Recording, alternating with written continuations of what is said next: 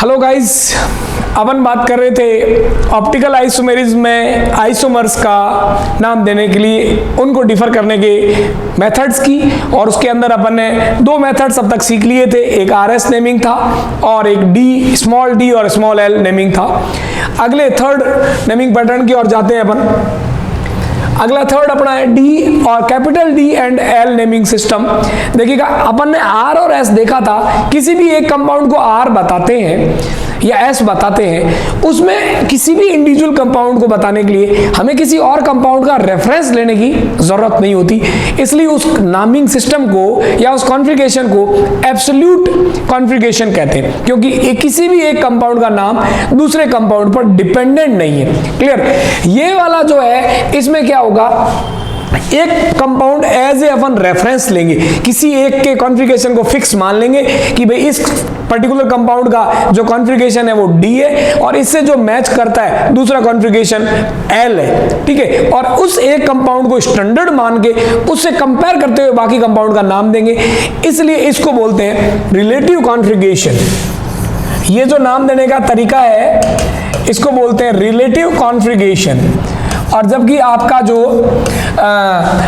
Are और S था उसको बोलते हैं एब्सोल्यूट कॉन्फ़िगरेशन, क्योंकि वो किसी पे डिपेंडेंट नहीं है, इसलिए इसको बोला अपन ने रिलेटिव कॉन्फ़िगरेशन। और फर्स्ट जो अपना था small D and small L, वो कॉन्फ़िगरेशन एक्सपेरिमेंटल कॉन्फ़िगरेशन कहलाता है, क्योंकि वो कॉन्फ़िगरेशन किसी पे डिपेंड नहीं करता, किसी से कंपेयर करके नहीं बताया जाता, बल्कि डिपेंड करता है कंप्लीटली एक्सपेरिमेंट के ऊपर। Clear guys? इसलिए बच्चों, अगर यहां हम बात करें तो यहां हमारे लिए जो एक रेफरेंस कंपाउंड होगा और उस कंपाउंड के रेफरेंस के अंदर हम दूसरे कंपाउंड की बात करेंगे, और जो रेफरेंस कंपाउंड है वो हमारा होता है ग्लिसरल एल्डिहाइड। और ग्लिसरल एल्डिहाइड कंपाउंड को हम एज ए रेफरेंस कंपाउंड लेते हैं और उसको रेफरेंस कंपाउंड लेने के आधार पर हम बाकी सारे कंपाउंड्स की बात करते हैं। ग्लिसरल एल्डिहाइड की मैं बात करता हूं तो देखिएगा किस तरीके से अपन डी और एल नेमिंग सिस्टम करते हैं, उसकी अपन बात करते हैं। यहां पर बात करें CH2OH, यहां OH और यहां H। इस तरीके से ये एक तीन कंपाउंड का, तीन कार्बन का चेन का कंपाउंड है ग्लिसरल एल्डिहाइड। और इसके अंदर जो एक किसी पर्टिकुलर कंपाउंड को, यहां पर टॉप प्रायोरिटी पर हमारा जो एल्डिहाइड ग्रुप है ये हमेशा टॉप प्रायोरिटी के ऊपर रहेगा। और यहां डी और एल जो नेमिंग सिस्टम देते हैं वो इस ग्रुप के आधार पर देते हैं कि भाई लास्ट कंपाउंड, इधर से आप नेमिंग करेंगे, नंबरिंग करेंगे, तो यहां आप नंबर 1 देंगे या नंबर 2 देंगे, नंबर 3 देंगे। लास्ट से जस्ट पहले, जैसे 6 कार्बन की चेन है तो लास्ट होगा 6, उससे जस्ट पहले 5th नंबर के ऊपर। या 3 नंबर की चेन है तो 3rd से जस्ट पहले 2 नंबर। ये एक कायरल सेंटर है और इसके ऊपर ये जो ग्रुप लगे हुए हैं, ये ग्रुप में अगर ये जो OH ग्रुप है, एक H ग्रुप है, OH ग्रुप आपका राइट हैंड साइड की तरफ है तो इस कॉन्फ़िगरेशन को, इस अरेंजमेंट को अपन डी बोलते हैं। और अगर मैं इसको चेंज कर दूं और इसका कॉन्फ़िगरेशन कुछ इस तरीके से मैं करूं कि यहां पर ये जो H है इसको मैंने चेंज कर दिया और ये CH2OH है। सेकंड लास्ट जो कार्बन है नंबरिंग के हिसाब से 1 2 3 2 नंबर का जो है, इस पर OH और H अपोजिट साइड में आगे। OH राइट हैंड साइड है तो आपने बोला D, और O लेफ्ट हैंड साइड है तो इसको अपन ने बोला L। याद रखने के लिए याद रखना, लेफ्ट जो है वो L से स्टार्ट होता है, तो जिसमें OH group left hand side आपका है उसको अपन ने बोला L, और जिसमें OH group right hand side है उसको अपन ने बोला D। इस तरीके से इस कंपाउंड का, ये इसका कोई पैरामीटर नहीं है कि हमने लेफ्ट वाले को क्यों बोला, क्योंकि बच्चों ये एक नाम देने का तरीका है। चुन्नी लाल का नाम चुन्नी लाल क्यों है कि उसके बाप को पसंद आया, बट उसका कोई साइंटिफिक या IPC के हिसाब से कोई ऐसा कंसिडरेशन नहीं है कि सर लेफ्ट हैंड साइड वाले को भी आपने क्यों बोला। ये सिंपल एक कंसिडरेशन है, एक पहचान है, ताकि हम जब बोले, मैंने बोला भाई डी ग्लूकोज, तो उसको देख के आप स्ट्रक्चर बना पाए कि डी ग्लूकोज सर बोल रहे हैं तो इसका मतलब उसकी स्ट्रक्चर कैसी होगी। जनरली ये जो डी और एल नेमिंग सिस्टम है ये कार्बोहाइड्रेट्स और एमिनो एसिड्स, जिसका अपन स्टडी करते हैं बायोमोलिक्यूल टॉपिक के अंदर, वहां काम आता है। बट इसका नामकरण जो सिस्टम है वो ऑप्टिकल एक्टिव कंपाउंड के हिसाब से, इसलिए अपन यहां भी इसकी चर्चा कर रहे हैं। बट जब मुझे बताना भाई डी ग्लूकोज है, एल ग्लूकोज है, तो उनकी जब मैं स्ट्रक्चर बनाऊं तो मेरे सामने दिमाग में पिक्चर क्लियर होनी चाहिए। डी का मतलब जो है सेकंड लास्ट कार्बन है, उस पर जो OH ग्रुप लगा हुआ है वो अगर राइट हैंड साइड है तो डी है और लेफ्ट हैंड साइड है तो एल होता है। ये मैंने इस ग्लिसरल एल्डिहाइड को, इस पर्टिकुलर ग्लिसरल एल्डिहाइड को मैंने डी बोला और इस पर्टिकुलर ग्लिसरल एल्डिहाइड को मैंने एल बोला, और इसको रेफरेंस लेके यहां जो सेकंड नंबर पर सेकंड लास्ट कार्बन, क्योंकि इधर से नंबरिंग करेंगे 1 2 3 तो ये सेकंड लास्ट हुआ सेकंड, और अगर ग्लूकोज की बात करेंगे 6 की चेन होंगे तो सेकंड लास्ट यानी 5वें नंबर के कार्बन के ऊपर जो ग्रुप लगा होगा उस पर जो OH और H है वो किस साइड है, इसके आधार पर D और L अपन बच्चों डिसाइड करते हैं। बहुत सिंपल सा फिनोमेना, इसमें कोई बहुत बड़ी लफड़े वाली बात नहीं है। सिंपल ग्लिसरल एल्डिहाइड को क्या मान लिया, स्टैंडर्ड, इसलिए इसके आधार से दूसरों को कंपेयर करके बताते हैं, इसके रिलेटिव में दूसरों को नाम देते हैं, इसलिए इसका नाम रिलेटिव कॉन्फ़िगरेशन भी है। जबकि RS नेमिंग देते समय हमारे पास कोई भी स्टैंडर्ड नहीं होता, हमारे पास कोई कंपैरिजन नहीं होता, सिंपल हम एक एज ए इंडिविजुअल कंपाउंड को बिना किसी कंपाउंड से कंपेयर करे नाम दे सकते हैं, इसलिए उसको अपन बोलते हैं एब्सोल्यूट कॉन्फ़िगरेशन। क्लियर बच्चों? अब देखिए जैसे मैं बात करूं इसे कंपेयर करते हुए अपन बात करते हैं बच्चों, जैसे मैंने ग्लूकोज लिया, आप सभी जानते हैं ग्लूकोज इस तरीके से इसकी स्ट्रक्चर होती है। 1 नंबर पर एल्डिहाइड होता है तो ग्लूकोज, और अगर कीटो ग्रुप होता है 1 पर तो हो नहीं सकता कीटो, सेकंड नंबर पर कीटो ग्रुप होता है तो उसको फ्रक्टोज बोलते हैं। तो ये अपने पास एल्डिहाइड है, ये OH H, ये H OH, ये इसकी स्ट्रक्चर इस तरीके से होती है।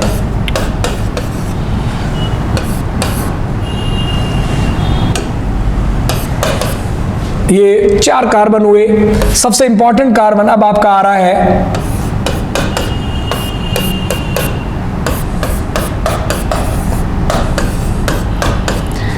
अब देखिएगा, ये आपका ग्लूकोज है, ये डी ग्लूकोज है, एल ग्लूकोज है, इसमें आप ये बाकी सब कॉन्फ़िगरेशन फिक्स है बच्चों। ग्लूकोज की स्ट्रक्चर के अंदर जो चेंज होना है वो सिर्फ यहां से मैं नंबरिंग करूंगा, क्योंकि एल्डिहाइड ग्रुप को नंबर 1 दूंगा, नंबर 2 3 4 5। ये जो कार्बन है 5 नंबर का जो कार्बन है, इस कार्बन को ही हम कंसीडर करेंगे डी और एल का नाम देते समय। इसमें OH किस साइड है, सिर्फ हमारे लिए यही कंसीडरेशन है। हालांकि आप इसके हिसाब से बता सकते हैं OH और H, इसके हिसाब से बता सकते हैं, थर्ड के हिसाब से भी, बट डी और एल जो हम नंबर देते हैं, मैंने आपको बोला ना ग्लिसरल एल्डिहाइड के अंदर लास्ट में CH2OH था, यहां पे भी लास्ट में CH2OH है, लास्ट से जस्ट पहला ये 6 नंबर का कार्बन है, ये 5 नंबर का कार्बन है। 5 नंबर के कार्बन में आप देख पा रहे हो OH जो है राइट हैंड साइड है स्ट्रक्चर में, तो ये आपका हो जाएगा डी ग्लूकोज, ये डी ग्लूकोज हो जाएगा। अगर एल ग्लूकोज बनाता हूं तो देखिएगा एल ग्लूकोज की भी स्ट्रक्चर ताकि आप समझ पाए। यहां पर मेरे पास एल्डिहाइड है, फर्स्ट कार्बन, सेकंड कार्बन पे OH और H फिक्स है, थर्ड के ऊपर H और OH उल्टे लगे हुए हैं लेकिन फिक्स है, फोर्थ के ऊपर OH और H फिक्स है, कोई चेंज नहीं होता, फिफ्थ नंबर में इधर H है और इधर OH है, ये चेंज है, और छठा एज इट इज है। जो डी ग्लूकोज और एल ग्लूकोज में जो चेंज है, जिस चेंज की मैं बात आपसे बच्चों कर रहा हूं, वो है 5th नंबर के कार्बन के ऊपर। आप देखिएगा यहां क्या है, राइट हैंड साइड में OH है और यहां पर क्या है, लेफ्ट हैंड साइड में OH है, तो ये आपका हो जाएगा क्या, एल ग्लूकोज। वो डी ग्लूकोज था, ये एल ग्लूकोज है। ग्लूकोज है फ्रक्टोज, ये पहचान होगी एल्डिहाइड ग्रुप से, एल्डिहाइड ग्रुप है तो ग्लूकोज होता है। इसी को मैं कीटो ग्रुप में कन्वर्ट कर देता हूं सेकंड नंबर पर, तो यही कंपाउंड जो है फ्रक्टोज बन जाता है। तो ये कंपाउंड, इसका ये ऑप्टिकल एक्टिव कंपाउंड होगा, इसको मैं बोलूंगा डी ग्लूकोज, इसको बोलूंगा एल ग्लूकोज। 5th नंबर के कार्बन पर OH राइट हैंड साइड है तो आपने बोला डी, और अगर लेफ्ट हैंड साइड है तो बोला एल। इसी तरीके से फ्रक्टोज की स्ट्रक्चर को भी बच्चों अपन देखते हैं। मैंने बोला फ्रक्टोज और ग्लूकोज में जो डिफरेंस होता है, देखिए CH2OH सेकंड नंबर के ऊपर जो आपका ग्रुप है वो कीटो ग्रुप होगा, थर्ड नंबर पे वही मैंने बोला इधर H और OH, फोर्थ नंबर पे OH H as it is, 5th number पर अगेन बच्चों OH और H है, और लास्ट में CH2OH है। ठीक है, यहां पर बच्चों देखिए जो कंसिडर करने वाली बात होगी वो होगी 1 2 3 4 5 नंबर के कार्बन को कंसीडर करना है, उसमें वहां पर एल्डिहाइड ग्रुप था, यहां सेकंड नंबर पे कीटो ग्रुप है, ये फ्रक्टोज है। अगर 1 के ऊपर एल्डिहाइड है तो इसका मतलब वो ग्लूकोज है, ये फ्रक्टोज है। और OH group right hand side है तो मैं बोलूंगा इसको मैं बोलूंगा कैपिटल डी फ्रक्टोज। अगर मैं L फ्रक्टोज बनाऊं तो देखिएगा सेम वही CH2OH first carbon, second carbon के ऊपर आपका कीटो ग्रुप, थर्ड कार्बन वही H और OH, फोर्थ वही OH और H, फोर्थ तक हमें कोई लेना देना नहीं है। फिफ्थ के ऊपर यहां पर उल्टा कॉन्फ़िगरेशन होगा H और OH, और सिक्स्थ वही है CH2OH। यहां आप देख पा रहे हैं, देखिएगा क्या चेंज है। फिफ्थ नंबर का जो कार्बन है इसमें OH राइट हैंड साइड नहीं है, लेफ्ट हैंड साइड है, इसलिए इसको मैं बोलूंगा L फ्रक्टोज। L fructose. अगर यह कीटोनिक ग्रुप है सेकंड नंबर के ऊपर तो इसका मतलब फ्रक्टोज है, और फर्स्ट नंबर पे एल्डिहाइड ग्रुप होता है, इसका मतलब क्या है, ग्लूकोज है। तो ये तो ग्लूकोज और फ्रक्टोज में डिफरेंस हुआ, अपन सभी जानते हैं उनकी स्ट्रक्चर में। डी और एल जो ऑप्टिकल कंपाउंड्स है दोनों, इन दोनों में जो फर्क है वो हम सेकंड लास्ट कार्बन के आधार पर इसको डिफरेंस करते हैं। और इसी तरह की टर्मिनोलॉजी भाई कई बार बच्चों हम एमिनो एसिड्स के लिए बोलते हैं, डी जो ऑप्टिकल एक्टिव एमिनो एसिड्स होते हैं उनके लिए डी और एल टर्मिनोलॉजी यूज करते हैं। एमिनो एसिड्स में किस तरीके से अपन इस सिस्टम को काम में लेते हैं, देखिएगा बच्चों।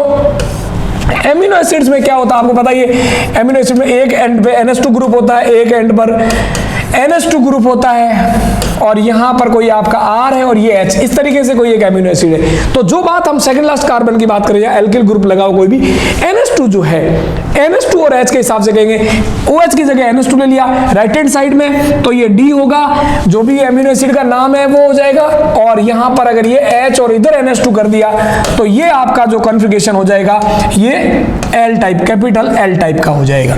इस तरीके से जो OH ग्रुप था, यहां पर OH ग्रुप की बजाय हम NH2 ग्रुप को कंसीडर करेंगे, क्योंकि एमिनो एसिड में NH2 ग्रुप होता है। अगर राइट हैंड साइड है तो बोलेंगे D और लेफ्ट हैंड साइड है तो L। ये बच्चों था बहुत सिंपल एक कंपाउंड ग्लिसरॉल एल्डिहाइड, फिक्स है, इसको आप बदल नहीं सकते। ग्लिसरॉल एल्डिहाइड को हमने आधार माना और उसका जो OH राइट हैंड साइड था और लेफ्ट हैंड साइड था उसके आधार पर उनको D और L नाम दिया, और उस बेसिक आधार को मानते हुए बाकी कंपाउंड को भी अपन ने नेमिंग दी। इस तरीके से बच्चों तीसरा नेमिंग सिस्टम भी अपन समझ चुके हैं, बहुत सिंपल है। पहला था small D small L, lab में जाके चेक करते हैं कि पीपीएल को किधर घुमाया। दूसरा था आर और एस, वो एब्सोल्यूट था, सिर्फ हम कंपाउंड की जो प्रायोरिटी है उसके हिसाब से नंबरिंग करते हैं, 1 2 3 घुमाते हैं। ठीक है, ये अपन ने बात करी लास्ट लेक्चर के अंदर। और ये है रिलेटिव कॉन्फ़िगरेशन, एक कंपाउंड को स्टैंडर्ड मान लिया और उसको कंपेयर करते हुए बाकी को कंपेयर किया। एक बहुत ही छोटा सा है ना, जस्ट यू मान लीजिए काउंटिंग बढ़ाने के हिसाब से। एक और होता है इरीथ्रियो एंड थ्रियो कॉन्फ़िगरेशन, जो चौथा अपन ने बात करी थी उसको भी अपन देख लेते हैं। चौथा नेमिंग सिस्टम है इरीथ्रियो एंड थ्रियो नेमिंग सिस्टम। इरीथ्रियो और थ्रियो नेमिंग सिस्टम क्या है इसको अपन जानते हैं। तो इसमें क्या होता है, ये कब लागू होता है, देखिए पहले बहुत सिंपल सी बात बता दूं कि 2 किरेल सेंटर्स होने चाहिए और उसमें सेम ग्रुप लगे होने चाहिए। जैसे मान लीजिए यहां पर आपने COOH या मेथिल जो भी लगाया हुआ है, लेकिन यहां जैसे OH दोनों सेम होने चाहिए। इस पे OH और इस पे Cl हो गया तो आप इरीथ्रियो थ्रियो सिस्टम यूज नहीं कर सकते। यहां पर H है और यहां पर H है, इस तरीके से है। ठीक है, अब इसमें क्या है कि जो दोनों सेम ग्रुप है OH 2 किरेल सेंटर होने चाहिए तभी ये नामिंग सिस्टम काम आएगा, प्लस दोनों सेम होने चाहिए OH सेम ग्रुप लगे हुए होने चाहिए तभी आप इरीथ्रियो और थ्रियो की बात करेंगे। ये अगर दोनों सेम ग्रुप सेम साइड है तो इसको अपन बोल देंगे इरीथ्रियो, और अगर एक को पलट देंगे आप COOH